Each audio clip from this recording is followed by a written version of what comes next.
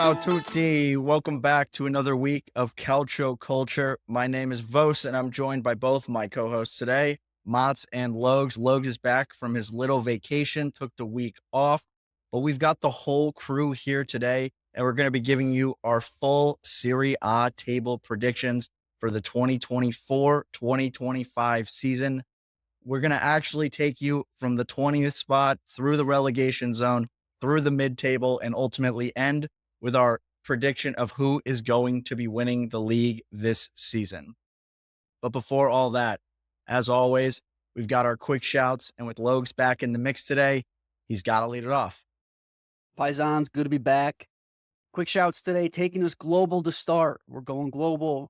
I just have to shout out Atleti's window. I'm in love. I'm absolutely smitten with Atleti's window here. You love them getting early business done with Le Normand off a hot Euros. Personal favorite of mine, Conor Gallagher. Although little wrench in there, might not be done. Medical is done, but not fully agreed upon. So we'll keep watching that. But you gotta love seeing a club go out, spend the big bucks to get the deal done for the guy they want. And Julian Alvarez, guy's a stud. He's been a stud for Man City. He's been a stud for Argentina. He's been a stud for a long time, even though he's still a youngster. I just respect Atleti a lot for this. They seem like they came out, had a game plan, executed, and I think they're going to have a really great season coming up in La Liga.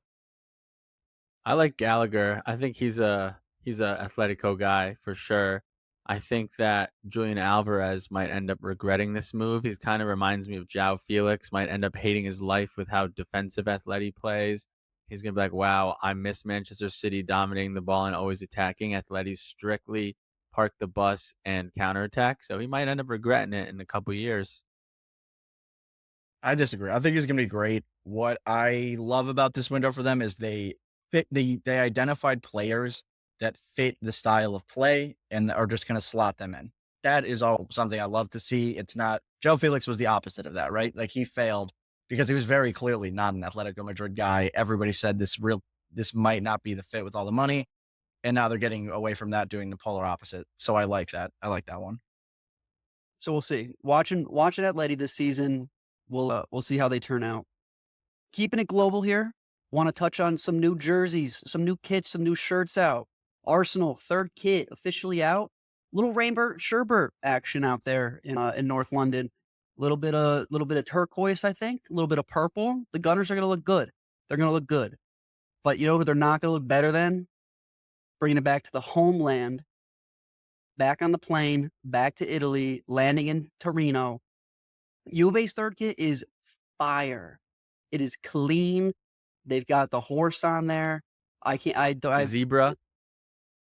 Is it a zebra? Yeah, because that's their zebra, black and white. Listen, Well, these kits that's have sick. been leaked for a while. Like I knew that these kits were going to be the third kit for Juve. They look really, really nice. They had to make these ones nice because their second kits, those yellow ones, are disgusting. But more news on the Juve kits. Their sponsor, they announced, I think over the weekend, maybe on Friday, that it was either IFTA Airways or FTA Airways, and then today, like some prime minister, I didn't read too much into it, but basically like vetoed that. So Juve might just be screwed with their sponsorship in terms of the airways. They'll go back to Jeep. The 4XE with lightning bolt. I wish. I hate how we got rid of Jeep. Jeep was so nice. And now they're saying that like the sponsorship was supposed to be 20 mil over 2 years, so 40 mil.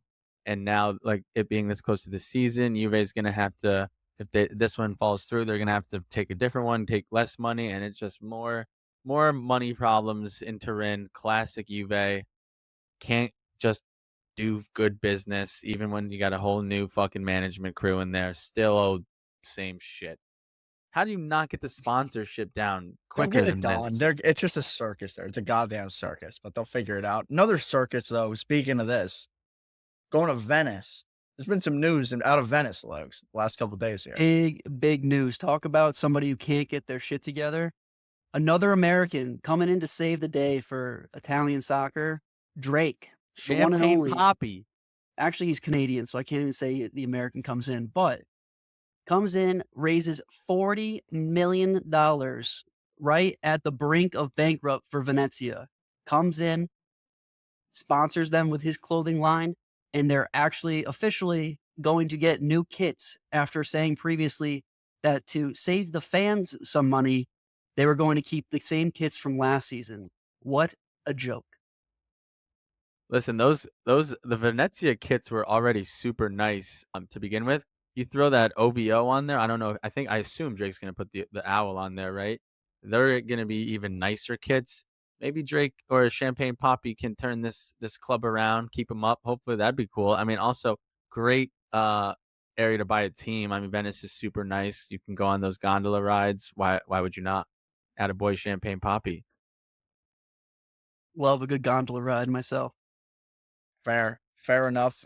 But to kick it over some real serious action here in the Serie A, we have some more devastating injury news. I haven't seen the latest report, the latest timeline, but Zaniolo of Atalanta, who we were all super excited about this year, is once again injured.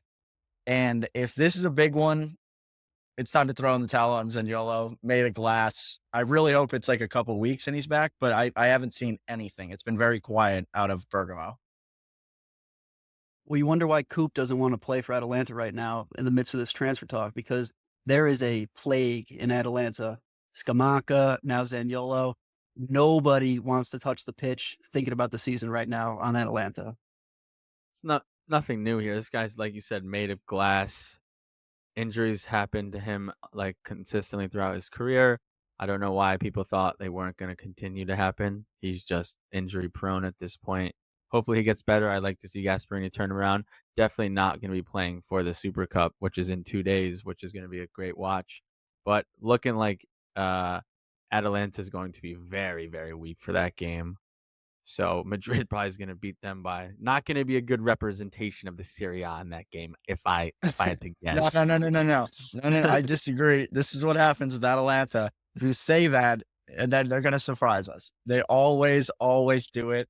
Don't be surprised if they pull that game out. I don't know, dude. They're missing 3 of their ginormous pieces on their team with Scalvini, Scamacca, and Coop Miners. Yeah, but I'm not worried, and we're going to get into that a little bit later. But to keep it rolling, we had some real competitive matches in Serie A this past weekend. Coppa Italia action kicked off. Motts, your boy, Andrea Pirlo, making some headlines this weekend after being quiet for quite a bit of time.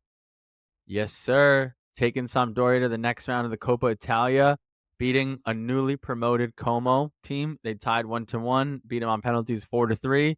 Pirlo, he's earning his stripes right now. He started off with the big challenge at Juve. I didn't think he did terribly, but typically you see players that are now managers start off on a lower level team and see what they can do.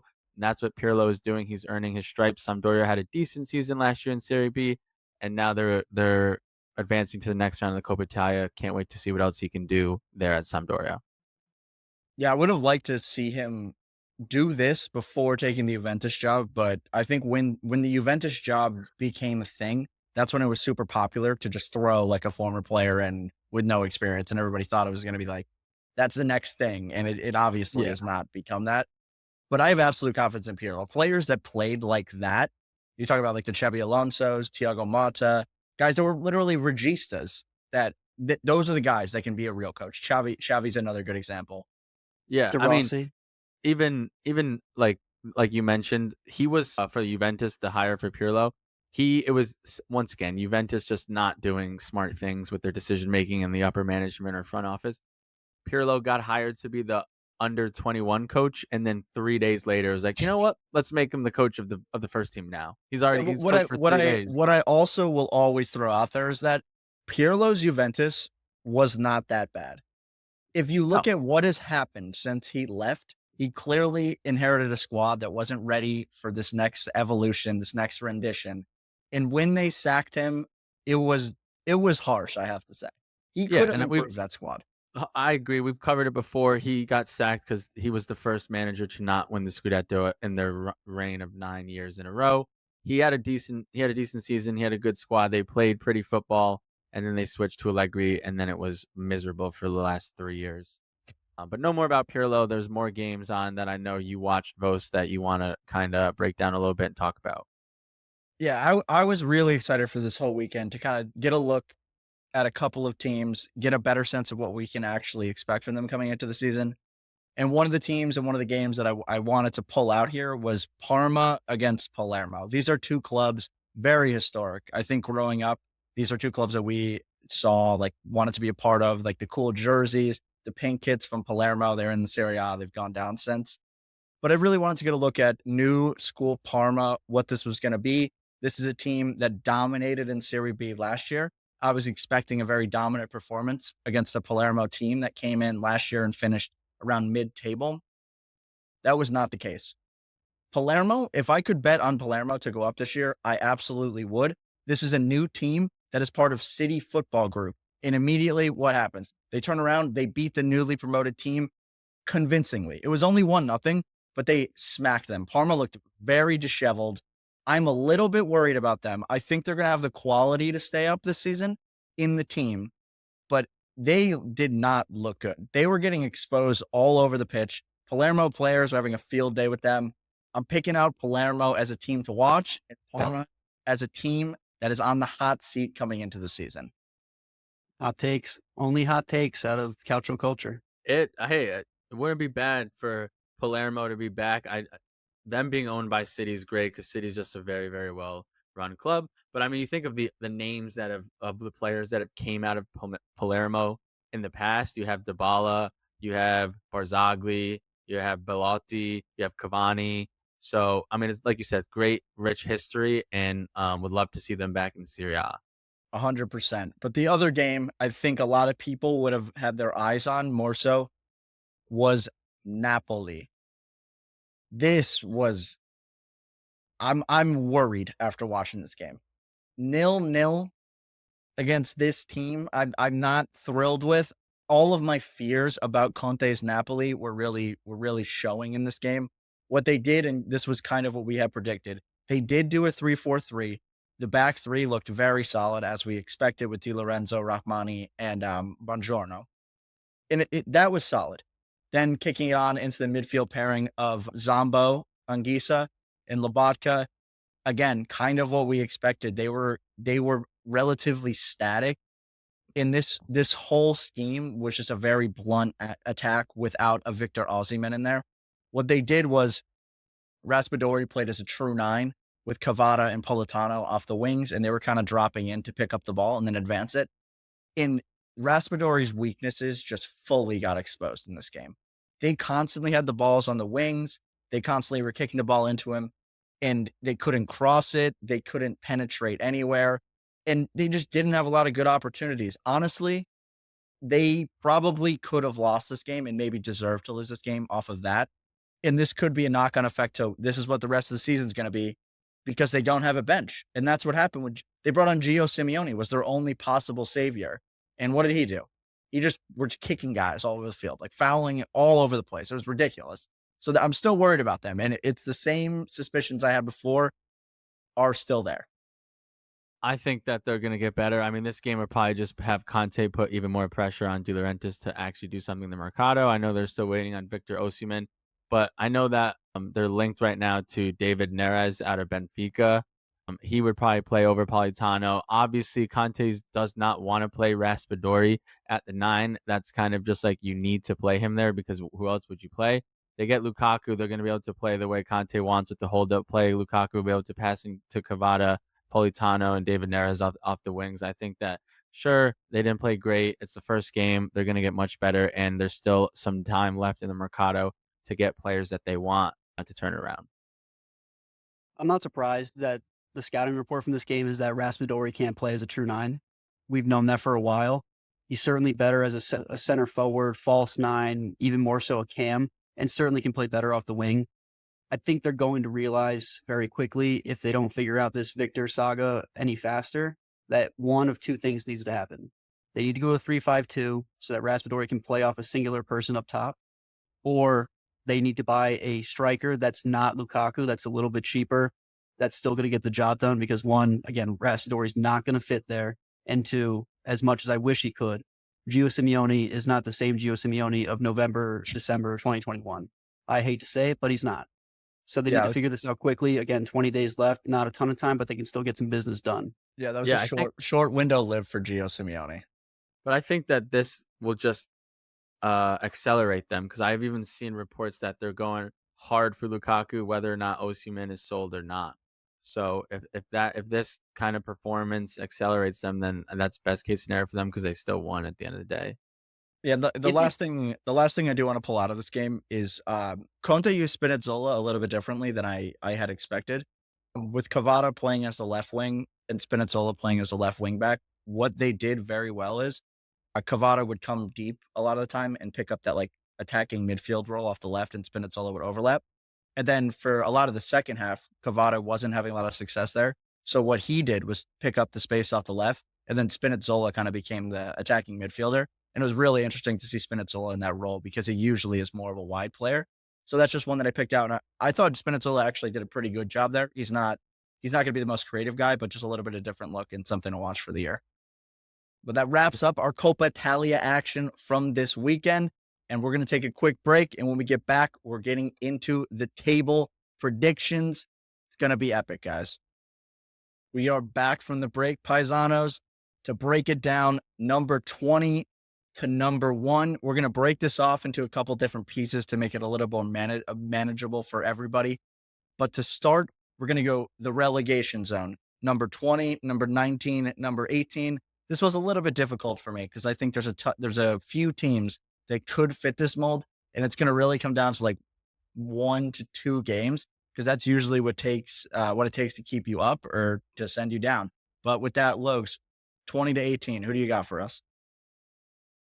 unfortunately, I have two of the teams that were just newly promoted and one team that has been in the league for a while, but I'm sorry to say that they're going to be leaving. I have Venezia coming in last after their bout with bankruptcy. I have Parma at 19 and the island team, Cagliari, coming in at 18, losing it by 1 spot. You don't think Champagne Papi can keep him up? I don't think Champagne Papi's ever watched a single soccer game in his entire life. I think he's watched soccer. Maybe not a Venezia game, but he's definitely watched a soccer game. Certainly not a Venezia game. I got 2 of the same in my relegation zone, but before I announce it, I do want to go back to something Bo said. Agree that it's usually a game or 2 separating some of these teams to stay in the league. I mean, last year there was 6 teams that almost got relegated by a total of 3 points away. So a lot of mediocre or kind of bad teams on the bottom here, but a lot of talent on the top that when we cover it, we'll go over. But my coming in last place, I have Cagliari. I think they stink. They almost got relegated last year. I think that they get relegated this year. Then I have 19 Empoli and 18 Venezia. Unfortunately, I do not think Champagne Papi can keep them up. However, I'm going to have them coming up next year, and then they're going to stay up. No, Got to give Champagne Papi a couple years. Palermo's coming up next year. You heard it here first. I did say. Don't multiple teams go up? Yeah, multiple. Palermo's going, so it doesn't matter. Okay. A little bit of overlap here. I also have Venezia in last. They are bad, and Champagne Papi can't fix bad. Even there's not money doesn't even help in this situation because they can't do anything. They're bad, so they're going down for me. I agree with Empoli. In 19 Motts, they were bad last year. They've been bad for a couple years, and they are just continuing to lose their best players. It's time for them to go down. And then in 18, I have a little bit of a hot take here, I think, with a lot of the media that's been online. Probably you guys might be in agreement that that's a hot take. But I have Como going down. My guess is that people are going to look at this and say, oh, they signed some like good players, some experienced players. For me, it doesn't really matter because kind of their marquee signings were Varane, which I have no idea what Varane is going to look like on this Como. He could get hurt the first game. That's what I actually think is going to happen. I think he got hurt against Sampdoria. Yeah, this guy's going to be eating pasta, getting drunk, and getting hurt 100%. This guy's fucking off. He's good. This is retirement for him. And then they signed Place to retire. Belotti up top. Belotti is washed. He couldn't produce on Roma, which is the best team he's ever played for. He's going to have nobody feeding him the ball. And then number 3, and this is my biggest point on this, we just saw this in the Premier League with Vincent Kompany. Cesc Fabregas is the coach of this team. Yes, very good player, very creative player. Cesc Fabregas has never played for a team that has any chance of not finishing top 5 ever in his career. You are going to have this guy in charge of a team that's going to be in a relegation battle with not skilled players. I have zero confidence that he can get this done. And on top of that, he has never coached a senior team in his entire career. This is a glamorous team that is going to go back down immediately. I disagree, but I'll talk about that when I get to Como. I have higher hopes. All right, cool. That's going to move us on here. We're going to do 17 to 11 for you guys, just because this 17 to 11 spot, again, it's kind of the same thing. There's a couple games between them. In this group, generally, doesn't have a great chance of breaking into the top 10. Sometimes we see one breakthrough, but these guys are kind of just staggered in there. They're kind of thrown around. It's really like you're just tossing them out there to see where they end up. Yeah. Logs or Motts, you want to start? You can kick us off. Well, here. I just want to once again tell the Paisanos again, and I mentioned it a little bit ago. 13 to 19 last year were separated by 8 points. So that's Vos's point there, is that these teams can really it can change drastically by 1 game or 3 points. Paisans, welcome to the crapshoot. This section of the table is all up in the air. I mean, if you forecast what's going to go on 11 to 17, you might as well be a fortune teller. I don't think that anybody knows what's going on here, but I will tell you the exact order that's going to happen by the end of the season. We have Verona at 17. They are constantly hanging on by their pinky toe in Serie A, and I don't see that changing anytime soon. I have Como at 16. I'll stop here just for a second, just because I do want to counter Vos a little bit here. I like the way that Como's going about this. A little bit of the Lecce model. They brought in Umtiti that one year when they first got promoted. I think that Cesc Fabregas has the right culture behind him. He's got the right mindset. No, he's never coached a losing team. But when you look at where Xabi Alonso came from, I mean, he picked up Leverkusen in 19th? Yeah, but Cesc Fabregas has never coached a team. He coached Como last year. He was an assistant. He was on the coaching staff for the promotion. We'll give him that. I have high hopes. Their stadium is sick. They're right on the lake. Lago de Como is beautiful. I want them to stay up. That's half of my prediction here, is that I just want them to stay up. So 16 is the number. Monza, 15. They're terrible. They suck. Empoli is terrible as well. They got my boy Colombo. He scored a goal the other day for them. They're just perennially 12, 13, 14. They're always taking points from AC. They're going to end up somewhere in this area, obviously. Not much to say about them. Genoa at 13. They look halfway decent when you run down the roster there. I have high hopes for Genoa at 13. Udinese, they got a couple of good players still there. Gerard Deulofeu was my boy. 12 seems about right for them. And then one of my favorite teams to root for, not any particular reason why, Lecce at 11. Okay. Tough for me to remember who you had where, but I'm just going to say mine. 17, I got Parma. Just like the history, I grew up with this team, want them to stay in, so I'm just hoping they stay in. 16, I have Genoa. They lost Retegui. They're probably going to lose Gudmundsson. Those are a lot of goals to replace. I don't think that they can do that. I think they end up struggling, but they do have some talent, so I think they stay in. 15, I got Lecce. I like Lecce. I hope they stay in. Don't have much more to report there. 14 is where I got the boys by the lake, Como. Oh my God. Listen, boys. Get out of here. Dude. Listen, boys. Listen. Listen, they are signing veteran players who have been in leagues, know how to stay up in leagues, and not Alberto Moreno, Rafa Ferran, Gio Reyna. To stay up in leagues. These are all guys that have never played for a bad team ever in their career. Exactly. So they know a good culture. They know how to not get relegated. They know how to practice. They know how to tell players, younger guys, this is what you need to do to stay up. This is what you need to do to become a good player. Also, I don't think you guys are remembering that Como just got bought by an Indonesian tobacco company, and now they are the richest owners in the Serie A. So they can just throw money out at players, get good players to stay up in the league. And tell them, not to mention, who doesn't want to play in Como? It's like the nicest city in the in the world. I almost said the United US, but in the States. world. You- In the world. Who doesn't want to play for Como? These guys are staying up. They got money. They're staying up. Oh, Dude, what's better than Bogues by the lake?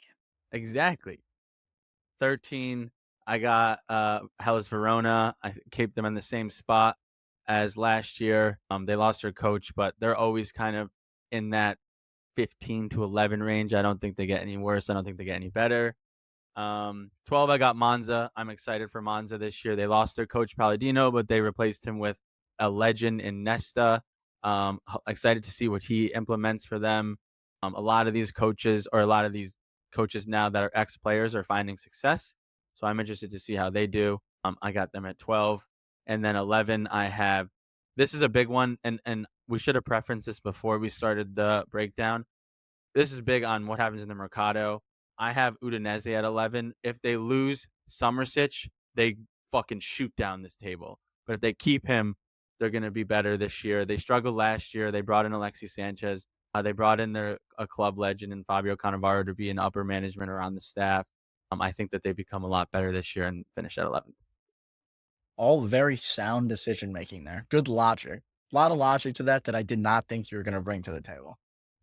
But I will go through mine now. In 17, I have the boys from Sardinia, Cagliari. This is more so me hoping that they're going to stay up because I like the club. I just have I'm drawn to them. I love Nandez. They're right back. I wish he's been on AC Milan for all these years, but nonetheless, he is not. In 16, I have Parma. I think they have enough quality for them to stay up, although I really did not like them against Palermo. I still have belief. 15th, Lecce. I have nothing good to say about them. 14th, Udinese. Also have nothing good to say about them, although I do want to comment on them. They've had a good core that they've been able to keep for probably 3 to 4 years now. The issue is that nobody's getting better and everybody's getting older, and I think they are slowly going to slide out of this league if they're not careful here, especially with Samardzic leaving. 13th, I have Monza. Again, I think Motts hit the nail on the head with them. Genoa in 12th, Logs. I loved every comment you made about them. They have a couple good pieces there that they were able to keep, and I think that's going to be enough to keep them kind of in that upper echelon of this group. And then in 11th, a little bit different from you guys. I have Hellas Verona in 11th. I think the floor for this squad is very solid. And I do like that they appointed Paolo Zanetti to replace Baroni. Zanetti coached Empoli last year and was able to keep that squad up. And that squad is significantly worse than what the Empoli or that the Verona squad is coming into this season. So I think he's going to be able to do a lot with this. And I think if he has a good season, this could be a guy to watch over the next 2 years, 3 years, as somebody that can maybe go into that next tier, maybe go to a Lazio or a Fiorentina. So this is just a team that I'm picking out as one to watch, and I think they're going to overachieve and get to 11th this year. It seems like we all have the classic names in top 10 here. Not a lot of surprises dropping into the bottom 10.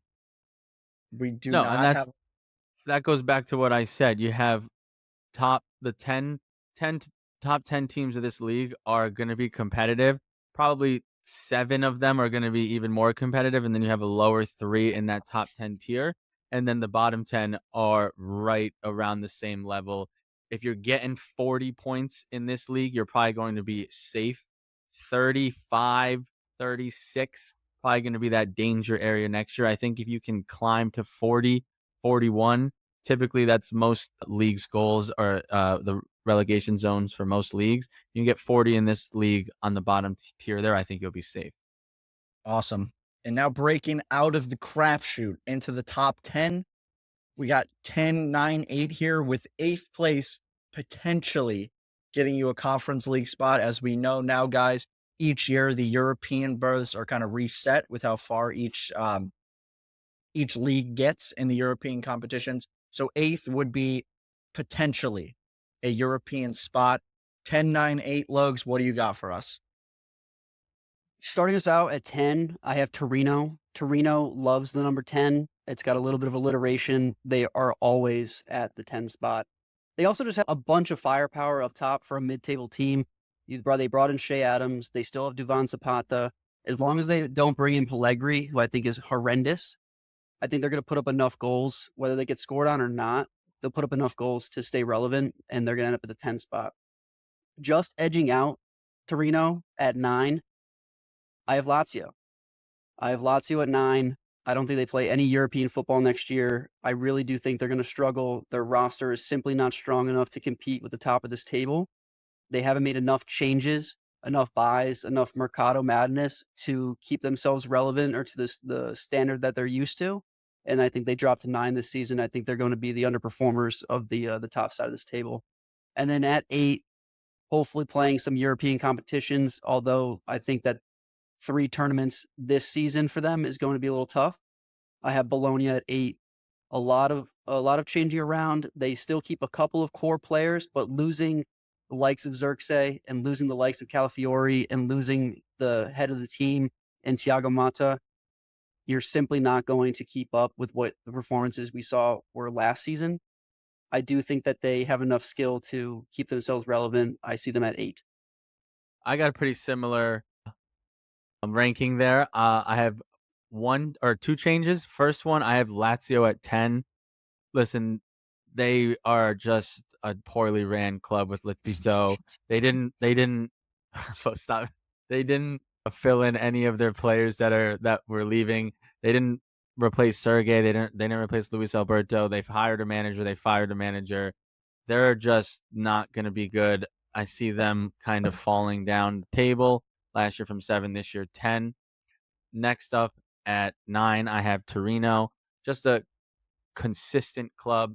Don't score a lot of goals, but also never give up a lot of goals. They let in 36 last year. I think that they know this league. They've been in this league for a long time. I think that they edge out Lazio barely and finish at 9. And then 8th, I went back and forth, back and forth, back and forth.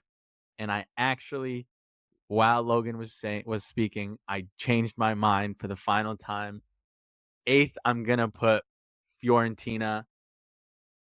They're going to have 3 competitions. Palladino's never managed 3 competitions.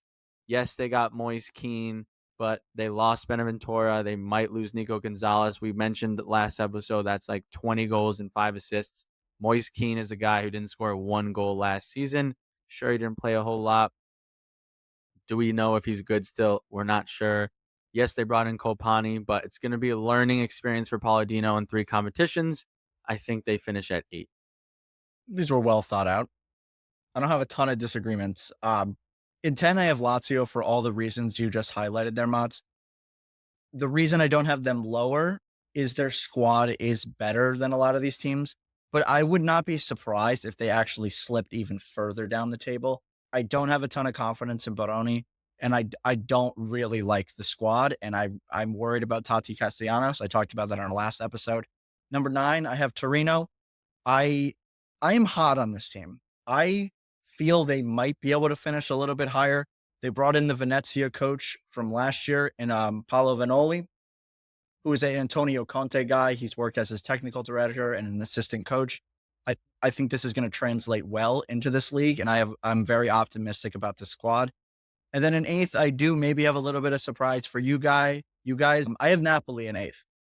I was very disappointed in the performance I saw from Antonio Conte's squad.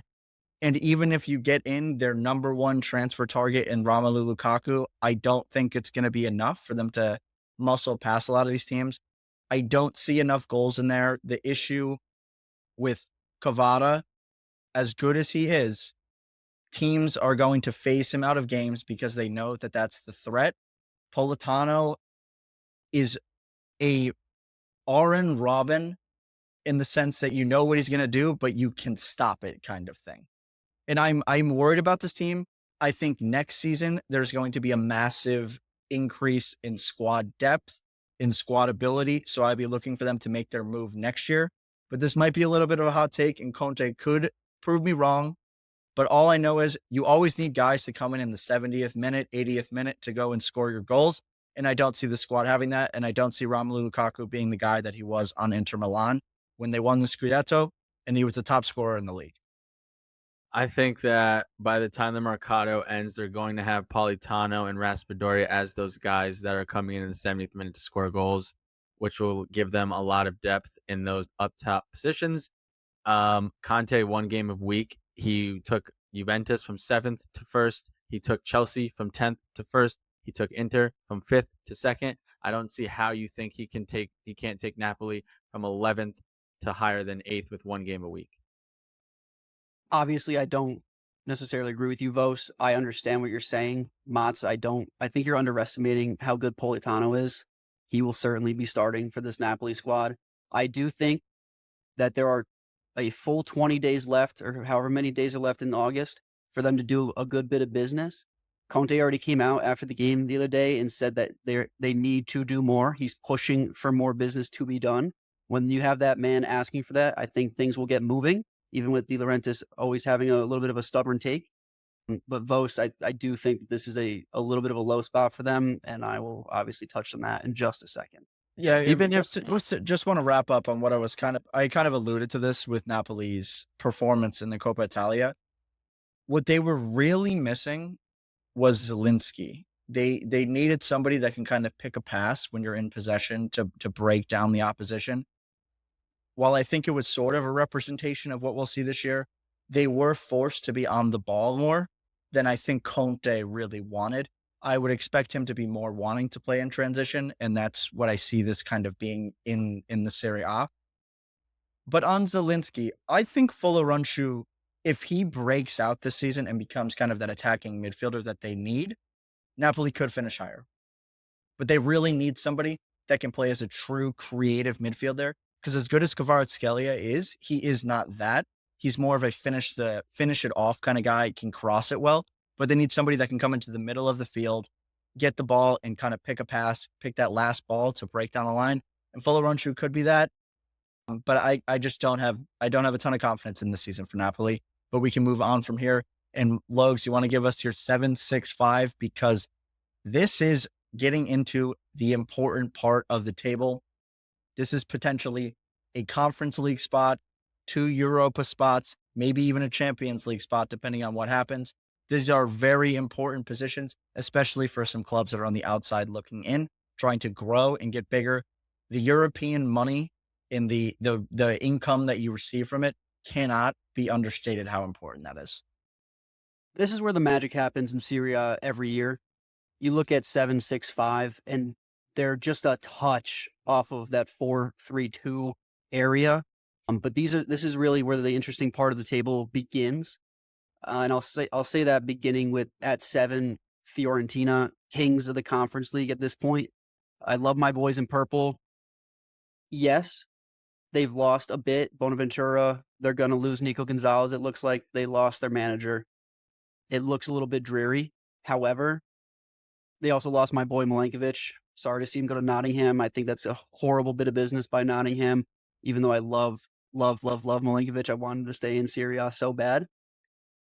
When you look at the rest of the squad, which is essentially fully intact, this is business as usual.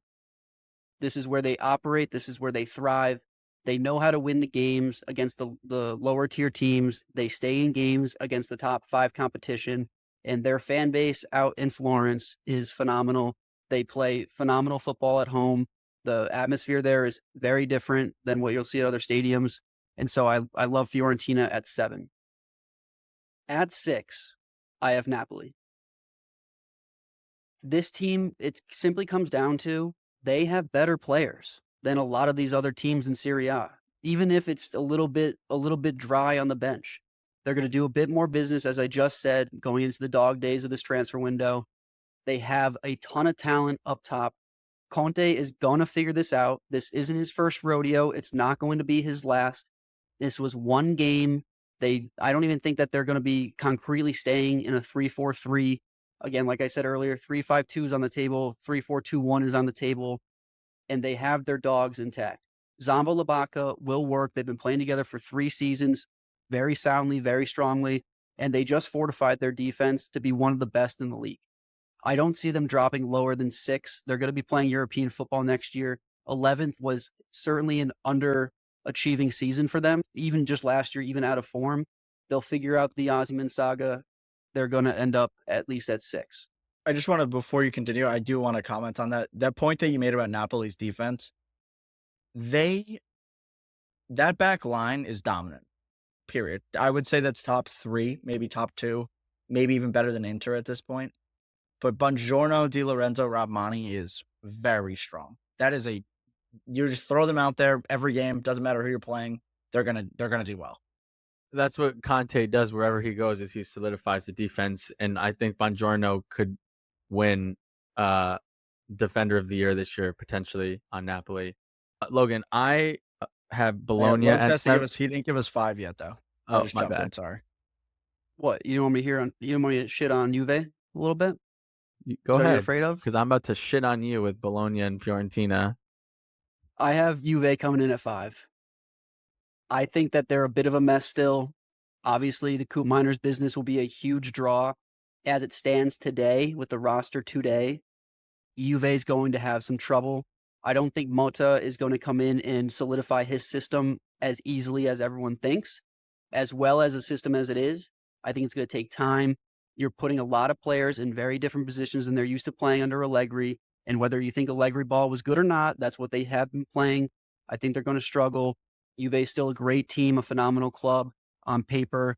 They're going to get it done most days, but I think they're going to struggle against the top 4 teams that I have coming after this. Fair points, but going back to what I said, I have Bologna at 7, and the reason why I have them at 7 is because it wasn't Fiorentina dominating the Conference League. It wasn't Fiorentina sticking in it. It was Italiano. And guess who's now Bologna's manager? Italiano. Italiano has been there, has done that, has managed games, has gotten deep, has overachieved with the squad that Fiorentina has. I think pound for pound, player for player, Bologna has slightly better players. I think they proved that in the Euros when they left the Motta system and they balled out in the Euros. So you give Italiano this squad. Sure, they did lose 2 pillars in Xerxes and Calafiori, but I think that they will be able to bring in players to fill those positions. So I have Bologna at 7. I have high hopes for them to stick with have another nice run and stay in European competition. 6, unfortunately, I have Atalanta. Too many guys are gone that played last year. They're most likely going to lose Coop Miners. That would mean get a replacement. I hear they have Matt O'Reilly lined up. He's got to learn the system, got to learn how to play with everybody. That's going to be an adjustment. Scamacca torn ACL. Yes, they brought in Retegui. Same exact thing. Got to learn the system. Got to learn how to play with the players. It's going to take a little bit. Lost Scalvini at center back. Not bringing any replacements in there. I think they're weak at center back. Zaniolo obviously going to be injured a lot. So how are they going to look? Is CDK going to have as good of a year? Not playing off of Scamacca. We're not sure. So I have them at 6. Also, they're going to be focused on the Champions League. I think that they want to go far in that. 3 competitions. We'll see what happens there. And then 5, I have Milan. I think that they have had a good preseason. I don't know about their lineup. I know Fonseca wants to play Pulisic at a 10. I don't think he can do that. You're going to change up a lot of things that worked last season on Milan's team, like Loftus-Cheek. Sound like you're dropping them in. You're going to play another guy up the right who hasn't found his form in the Serie A yet. I don't love Morata at striker because I just know who he is and how he plays. I love Leao. I think he'll be great, but there's a lot of question marks, and I've never seen Fonseca manage 3 competitions and manage it successfully. And I think that when you match up who I have at 4, it's just lineup when the transfer window is over. That's why I have Milan at 5. Fair points. I think we can all predict who you have at 4 months, Yep. unsurprisingly. For me, 7, 6, 5. I have Fiorentina at 7. I agree with everything everybody has kind of said here. I think the Fiorentina effect was more so Italiano being able to drag more out of this team. And the loss of now what's looking like Nico Gonzalez and Bonaventura is going to be significant. I love that they brought in Colpani. I love that they brought in Moise Keane, but I see they don't have enough. For me, this is another year where they need to kind of build off of it if they want to get better. I don't see that happening. But flipping it over to number 6, I have Bologna because I have undying faith, as I always say, in Vincenzo Italiano to take what Thiago Motta was doing and just continue it on. I have faith in the club, the technical director, everything they're doing there. I think they're just going to continue to make this run that they made last year. And I would honestly be surprised if it didn't happen. Italiano is a master of managing multiple competitions. We only think of the Bologna squad as maybe worse than the Fiorentina squad because it's less shiny names that haven't been around quite as long as the Fiorentina players. But at the end of this season, I think that's going to be a very different script. And I think everybody's going to be looking at Bologna as the new kind of that that like 5 to 10 spot, I would say, maybe even better than that, of those clubs that are like the Lazios, the Fiorentinos. So I'm excited for Bologna and I expect them to fully defend that area. And then at number five, and this is kind of my theme from 5 to 1, is stability. I have Juventus at 5. I think this is a team that needs one more season to add a couple more pieces. I am very, very worried about Dusan Vlahovic and what Thiago Motta is going to be able to do with him. This is a very different archetype than what he was using at Bologna, and he doesn't quite fit into the way that Thiago Motta, I would assume, would want to play based off of everything we've seen. Beyond that, if Vlahovic does get hurt or if Vlahovic doesn't play well, they are very thin up top. They are going to lose Federico Chiesa. Everything seems that way. So it's really Dusan and Yildiz up top. So I'm a little bit worried about this team. I do think Thiago Motta is a good coach. I just see this project being a little bit longer and they're not quite there. I love all the moves that Juntali has made. This midfield is now probably top 3, arguably, in the league, maybe even 1 at this point with the players that they've brought in. I just think it's going to take one season for them to get to where they need to be. And they have a lot of guys that haven't played in Serie A before in this midfield now. Even if, and I'm assuming they get 2 minors too. So I have them at 5. I have them at 4, so I'll just start off with 4. And obviously, you guys are Milan fans. I'm Juventus fan, so it makes sense why we have 5 and 4 here, right? Although I don't know where you guys have Milan. I'm just assuming you have them at 4, but we'll see. Anyways, listen, if the Mercado goes the way it's going, they're gonna get Nico Gonzalez. They're gonna get Coop Miners. They might get Kalulu, and it sounds like actually Case is gonna stay now. I don't know what's going on there, but if you have, I agree with Vlahovic. He's looked awful in preseason. Juventus as a whole haven't looked amazing in preseason. Learning the Mata ball is taking a little bit, and that's going to take some time. But if you just look at the talent, if and when they get Coop Miners, Douglas Luiz and Coop Miners, Chiesa, Vlahovic, Taram, Nico Gonzalez, like these players that I'm saying that I'm listing out have either been in this league or proved it in the Premier League, have been in this or have been in the Serie A for 2, 3, 4 years, have gotten 10 goals, have gotten 20 goals. They know how to win. And yes, last year they were terrible under Allegri for the last half of the season, and yet they still finished in third. So they just have to not like they don't necessarily need to play Mata ball to a T. They just need to sometimes go out there and let their talent shine once they have, or if they have brought in all these guys that they're rumored to get. And that's why I have them at 4. Juve is an interesting one.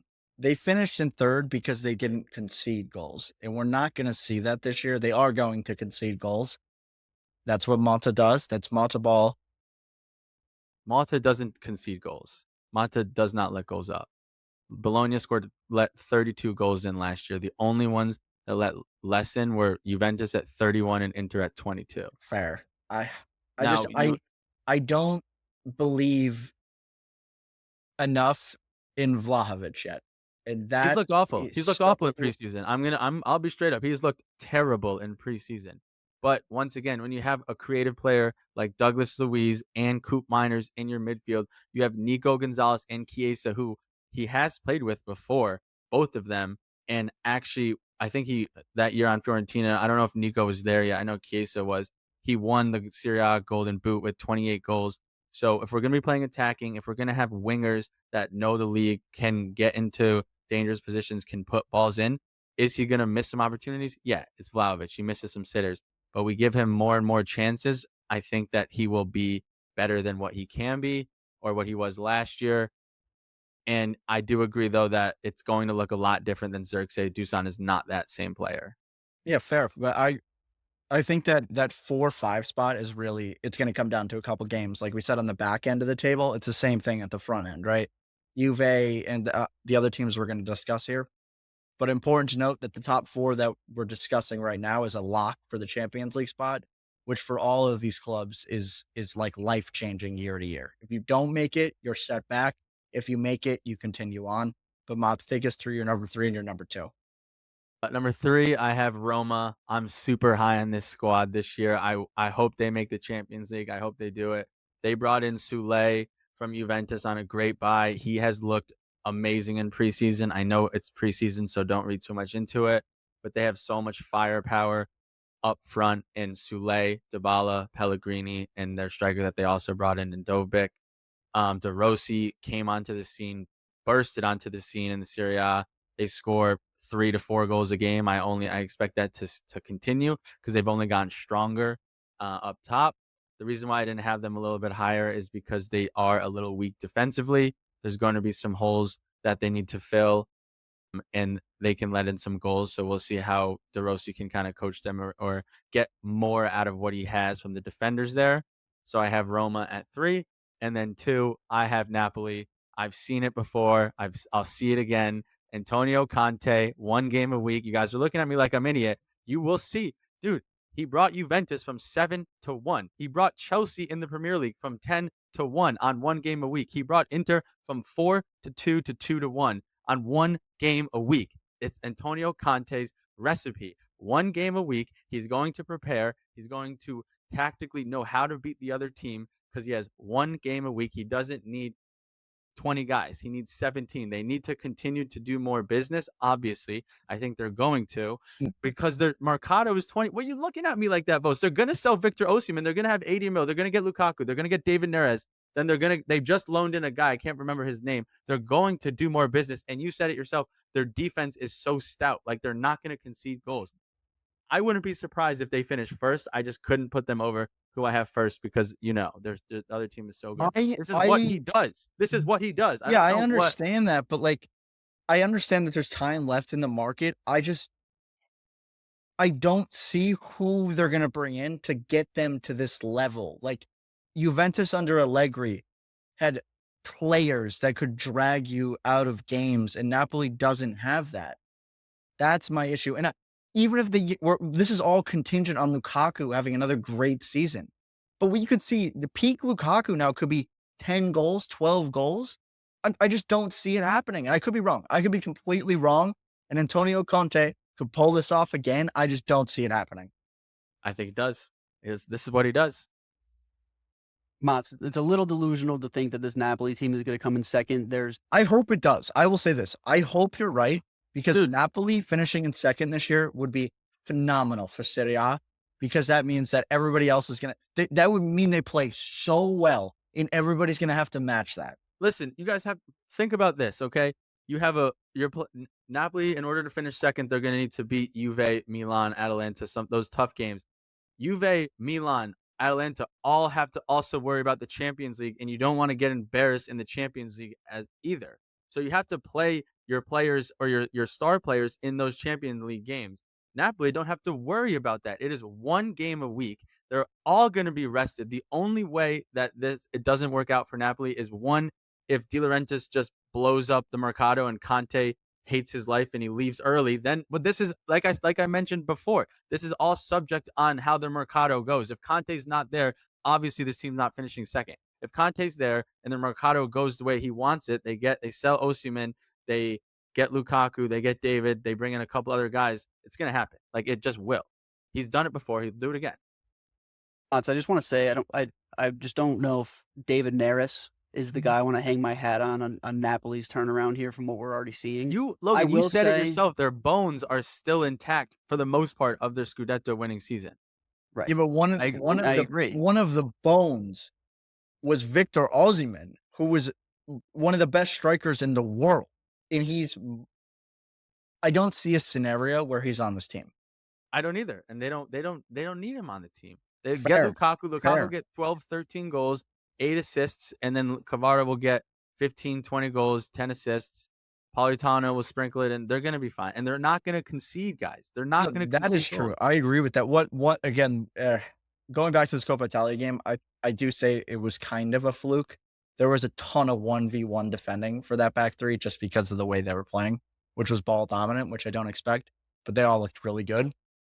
So the defense, yes. But I mean, that's enough for Motts here. Lugs, what do you got? 4-3-2. Guaranteed Champions League spots. Cannot emphasize this enough. Guaranteed spot here, and a lot of this is on the back of the Europa League final. I have Atalanta at 4. Now, don't get me wrong. I am fully aware of the injury report that they have going on. I do know that Scamacca had a phenomenal season last year. I know that Retegui also had a phenomenal season last year on a horrendous Genoa team. But what I will say about Atalanta is ever since they were bought out, majority stake, valuation about 500 million euros, which is nothing for a top of the table team across Europe, not just in Serie A. They have been phenomenal with just a little bit of talent at every position. Gasperini is an absolute magician. He's a tactician. We saw that. They were the only team that could break down Xabi Alonso's Leverkusen last season. He knows what to do with how little he's given. I know that their back line is going to be shaky, but Gasperini has been doing this for years now. He's phenomenal with young talent. They are strewn with young talent. I think up top, Lookman is going to have another great season.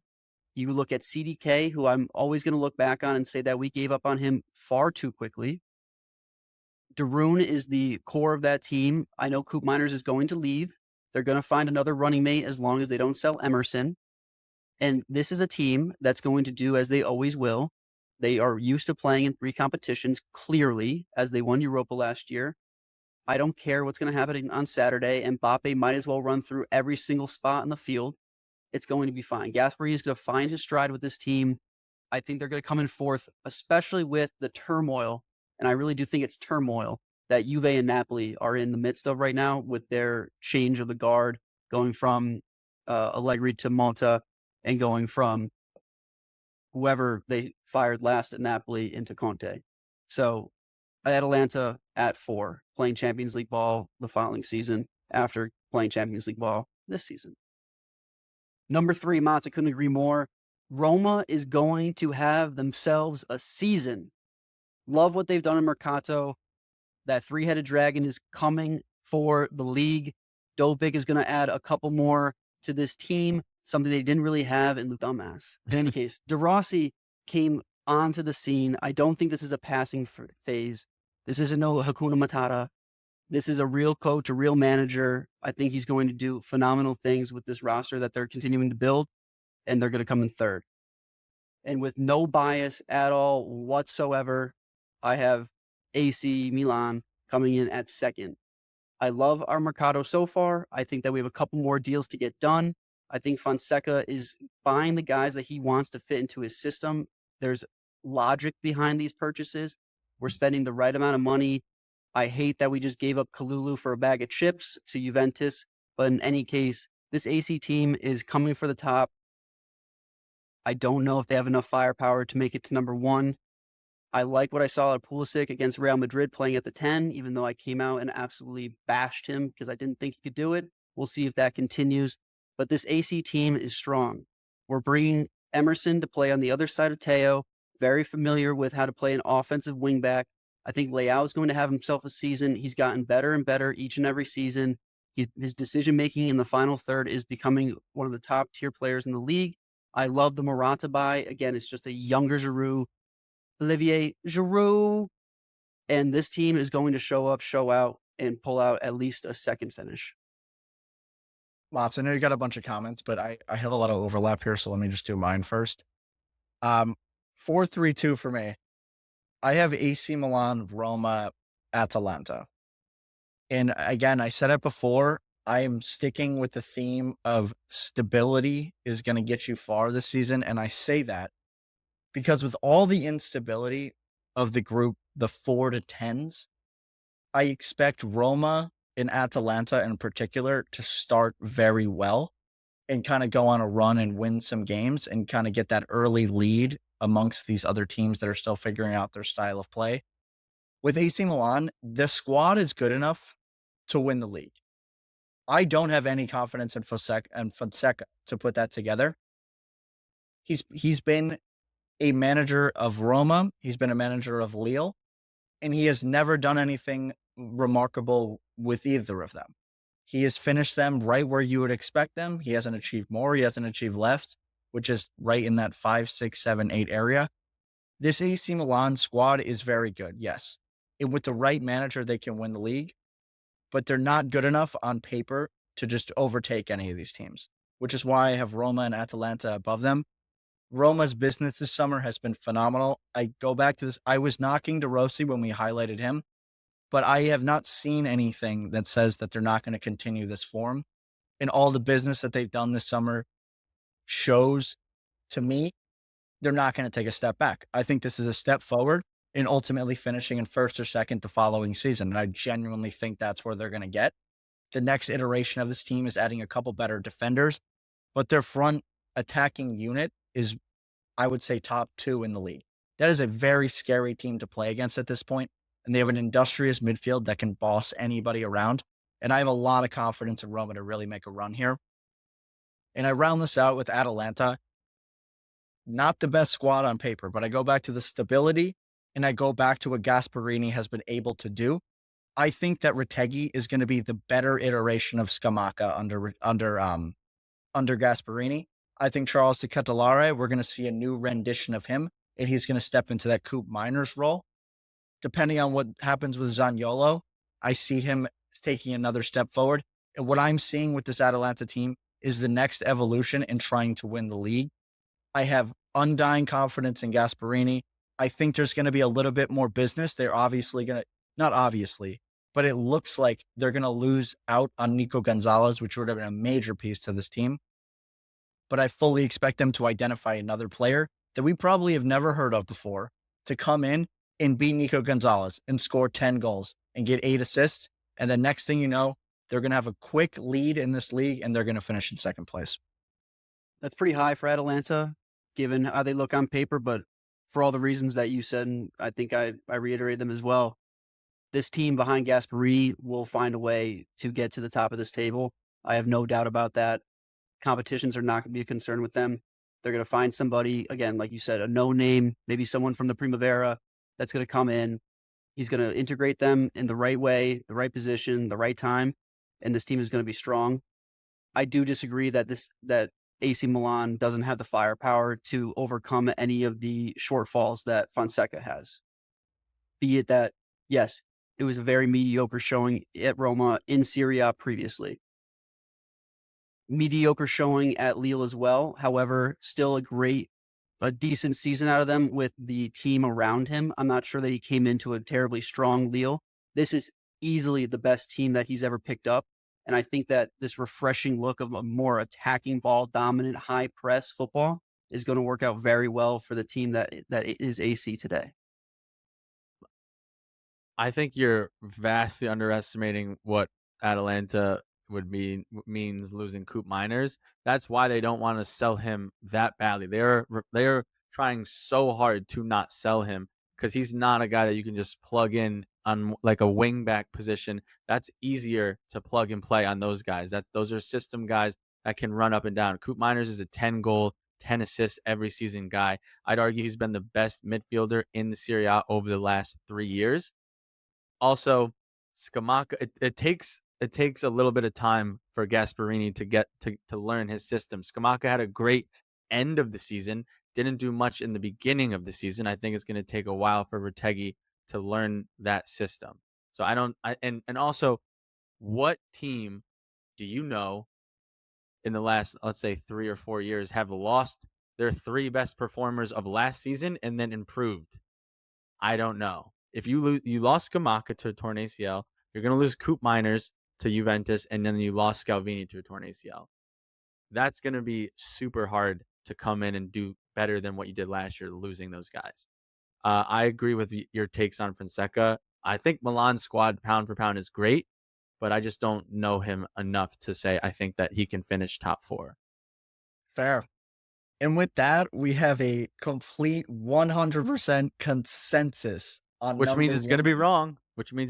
wrong. No, I would love to see honestly it be wrong. I would love I would love wanted to see it so be wrong. badly to put Napoli at 1. but I just couldn't do it. No, you could not. I wanted to, dude. Simply could not. And if I you wanted guys to. didn't pick up on this, we all have Inter, which I just found out about. We all have Inter Milan at number 1. For me, 19 points clear last year. I don't see that gap being made up this season. They are better than everyone in the league by a substantial amount still. I think the following season, there might be a debate here. But for now, Inter Milan, the way they play is built to win the league year after year. They are only improving. They're bringing in better players to have competition within the team. Their goal is not only to win the Scudetto this season, it's to win the Coppa Italia and the Champions League. I don't think this is going to be a close one again. It might not be 19 points, but I would expect this to be done with 10 points, maybe even more. They are better than everybody else by a lot. They are better than everyone else. When you look at every other team in the table, all they have been trying to do is match themselves up to the caliber that Inter has become. This team is phenomenally constructed.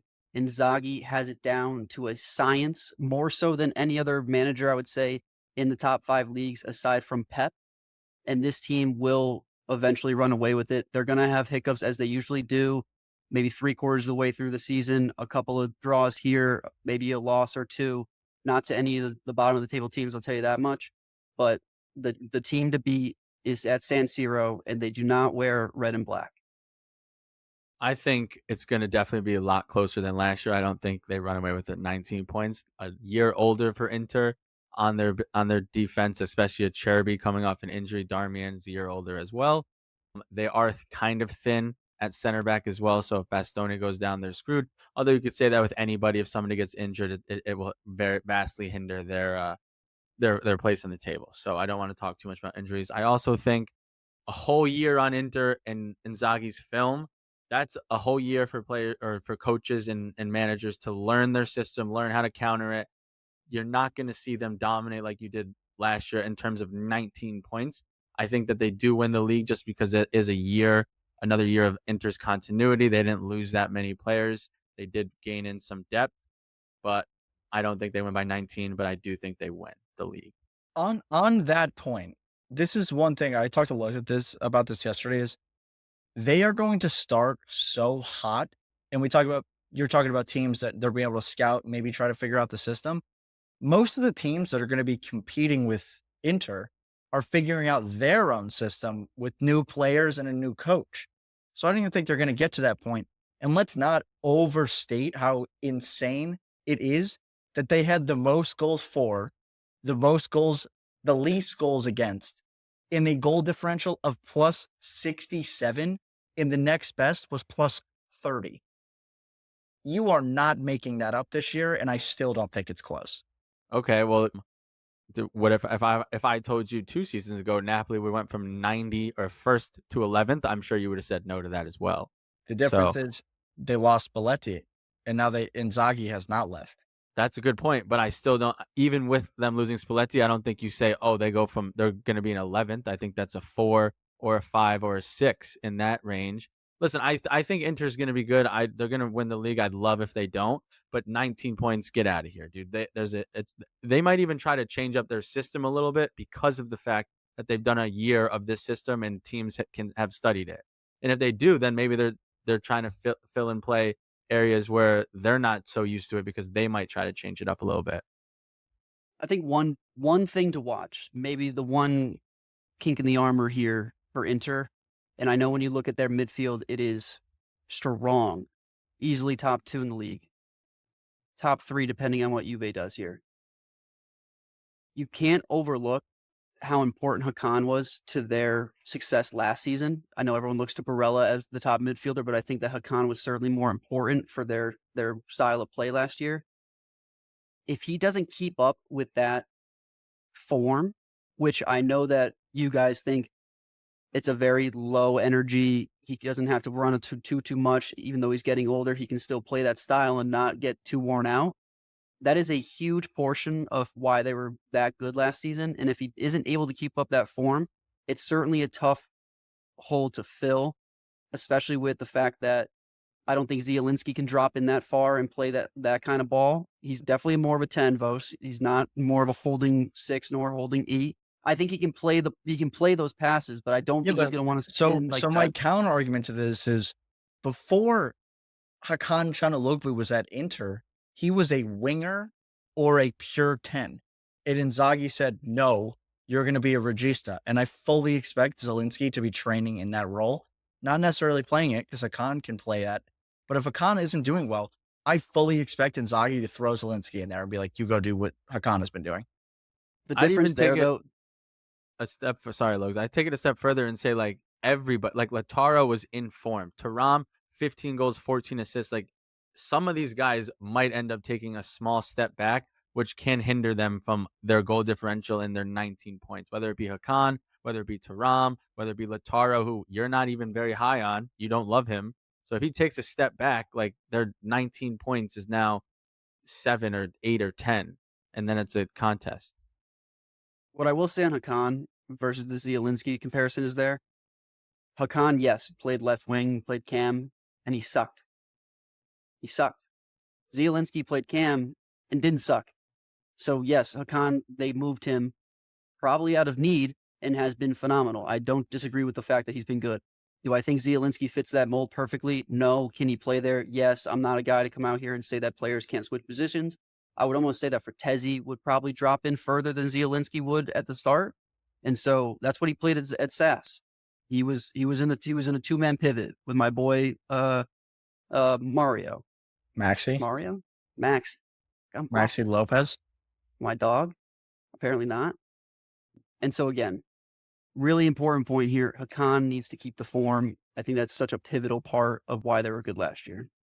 To wrap this up, guys, we're out here debating how much Inter is going to win by. You can fully punch the ticket. It's going to be Inter Milan this season. It's a battle for the rest. Motts is shaking his head, but even he says that Inter Milan is going to win. He has Napoli in second, which was a hot take on its own. Listen, so we'll see. When is the last time that if you in full consensus that it ever happens? Like I'm sure every single person or 95% of people are going to take Inter to win the league. Doesn't usually happen if people do that. It happened for Juventus for like 8 years. Yeah, because Juventus is different, dude. Juventus has 3 Bayern. stars. Inter has 2. And Man City. Those are different leagues. This is a And Serie A. This PSG. is a much more competitive league where all the teams, there's not that big of a gap. Yes, Inter has the lead, but there's not that big of a gap. All those other leagues We're going to see. We're going to see match weekend 1. We're going to know exactly what's going to happen for the rest of the season. It's going to be crazy. There's going to be fireworks. But with that, guys, that is our wrap of the table. We took you 20-1. We're going to get a quick break in. And when we get back, as always, we got a Mercato update. And we are back for the Mercato update. Not a whole bunch going on from the last time we spoke, guys. Hopefully there's a couple Speak for fireworks yourself that there. go off between now and Wednesday. For me, the highlight, I want to pull out David de Gea signing with Fiorentina.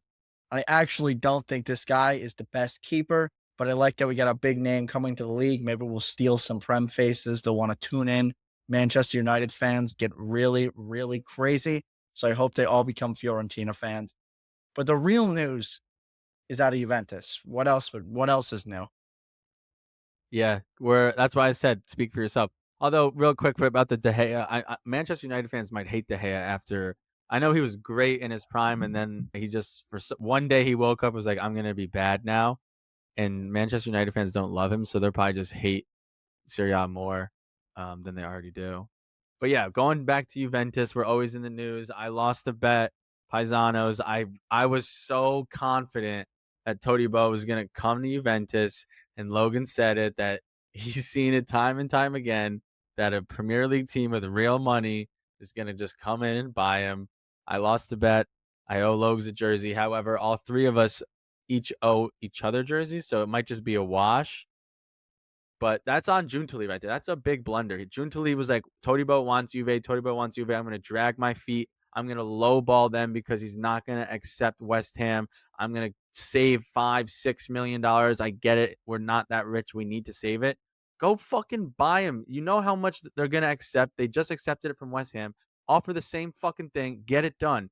because Todibo was waiting around with his thumb up his ass. And he was like, I'm going to go to West Ham. If you're not going to pay me, if you're not going to fucking pay, then I'll just go to West Ham. So terrible, terrible blunder on Giuntoli's end on Todibo. Logs, you want to get in here? I warned you. I begged you to keep your hopes low on this one. I lived it to a T. AC looking for a left-footed center back out of Ligue 1, battling over a couple mil here or there, which at the end of the day for these teams is nothing. And all of a sudden, big name Prem team comes in, puts in a big offer. I mean, Newcastle had the entire Saudi backing that year. They were, of course, a big name. And they come in, they give them the offer they want. It doesn't matter that the player wants to go to Serie A, probably to a better situation for him. It does not matter. They get sick and tired of the waiting game. They get offended that the Serie A team doesn't want to put up a couple extra bones just to get the deal done for the guy they want. Again, shouts to Atleti, get the guy for however much it costs. It's been a time and time again tale. Serie A just simply can't get it done against the Prem teams in the Mercato. And then they also, the Serie A teams, like, don't offer the same salary as the Prem. So if you're a human being and you have a chance to go play for team A for $5 million, or team B that might be a little bit more worldly known for $2.5 million, you're going to pick $5 million almost every single time. Not Todibo, apparently. Todibo was getting more. Venetius. Yes, Todibo was getting Well, West yeah, Ham but he wanted the problem is they have to take the team has to take the bid. Like if they accept the Juve bid, I'm sure Todibo is still going to Juve. Yeah, but they were trying to nickel and dime. They were trying to save. I agree. I agree. Todibo could have said no to West Ham still and just waited around, but so he didn't. He said, yeah. "Take I mean, me you the can 5 wait mil." around, but the worst case then is he's stuck in Ligue 1, which he clearly didn't want to do. Exactly why he didn't wait. And then also, hey, I have $5 million here, or go take less. Yeah, no. The whole West Ham situation, I also think is a really bad situation to go into. They're on a new manager. They've done a bunch of signings. I don't really like a lot of the signings that they made, and I was a big West Ham promoter in the Moyes era, and I think they're going to take a big step back actually next year. So I'm a little bit worried about this one. This could be one that Todibo's made some bad choices in his career already. This could be another one. Agreed. But one bit of business that Juve did get done, and they just absolutely stole him away from AC, if this is the real terms and it does officially go through. Motts, who did you steal from me? Kalulu. My boy. The reason why he went for pretty cheap is because very, very long history of injuries, especially the last 2 seasons. However, the Scudetto winning season for Milan, this was one of, if not the best defender. I think probably Tomori would be the best, but Kalulu was in the lineup, game in, game out, balling, can play right back, can play center back. Very, very bargain buy here, especially if he pans out, which I do think he will, given time under the Mata system. So I guess it's not the end of the world that Todibo didn't sign with Juve, because this is a good pivot, but still annoying on Giuntoli's end. I'm devastated. I think Pierre Kalulu is phenomenal. I love him. Extremely athletic, very good on the ball, very versatile. One thing that I love about center backs, and there are very few players I can say this for, he doesn't do dumb shit. He gets the ball out. He doesn't put himself in any bad situations. He just does the smart thing and then gets on with his business. Game in, game out. That's why he can play as a center back. Why he can play as a right back. Just doesn't do any dumb shit. Not a big ask. And there are so many center backs that do that. Fikayo Tomori does a ton of dumb shit all the time. Kalulu, no dumb shit. Yeah, so we'll see how that. Big. I'm not doing dumb shit. We'll see how that turns out for Juventus. I mean, on the back of this too, because instead of Todibo, because this is so cheap, this then opens it up to the next guy that we want to highlight here is you're not spending 20, 25, 30 million on a center back. You now have an extra 27 mil to spend on the other 2 guys you want to bring in. Yeah, so the Nico Gonzalez from Fiorentina looks to be close to done. However, I tend to sway on don't listen to the rumors, because Todibo every single day was it's going to be done.